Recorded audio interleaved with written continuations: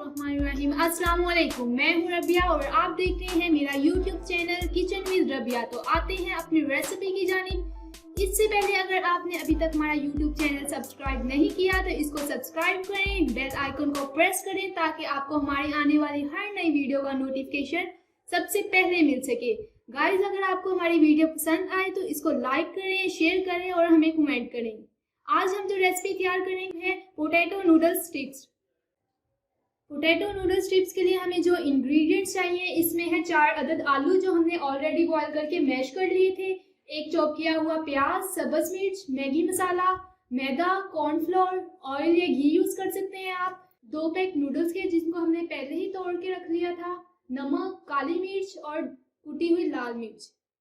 अब हम आलू, नमक, काली मिर्च, कुटी हुई लाल मिर्च, मैदा और ये प्याज ऐड कर कौन करके हम आलू में नमक, काली मिर्च, कुटी हुई लाल मिर्च, प्याज, सब्ज मिर्च, मैगी मसाला और कॉर्नफ्लोर ऐड करके इसका मिक्सचर बनाएंगे।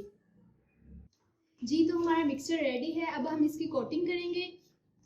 जी तो हमारा मिक्सचर रेडी है, अब हम इनकी स्ट्रिप्स बनाएंगे। जी तो हमारी स्ट्रिप्स रेडी हैं, अब हम इसकी कोटिंग करेंगे। कोटिंग के लिए हम नूडल्स यूज करेंगे और एक मिक्सचर बनाया है हमने। अब हम इन स्ट्रिप्स को बैटर में डिप करेंगे। इसके लिए हमने जो बैटर बनाया है उसमें मैदा, मैगी मसाला और थोड़ा सा पानी ऐड किया है और फिर डिप करने के बाद इसकी कोटिंग करेंगे। वो नूडल्स है उसको हमने पहले ही छोटे छोटे टुकड़ों में तोड़ लिया था। जी तो हमारी कोटिंग कंप्लीट हो चुकी है। अब हम इन स्ट्रिप्स को 15 मिनट के लिए फ्रीजर में रखेंगे, उसके बाद हम फ्राई करेंगे। जी व्यूअर्स, 15 मिनट गुजर चुके हैं, अब हम इन स्ट्रिप्स को 1 बाय 1 करके फ्राई करेंगे। जी व्यूअर्स, ये फ्राई हो रहे हैं, इसे हमें तब तक फ्राई करना है जब तक इसका कलर ब्राउन ना हो जाए। जी व्यूअर्स, ये स्ट्रिप्स फ्राई हो रही हैं, इसे 1 बाय 1 करके आप इसकी साइड चेंज कर सकते हैं ताकि जल ना जाए। व्यूअर्स, ये रेसिपी बहुत ईजी है, आप इसे जरूर ट्राई कीजिएगा।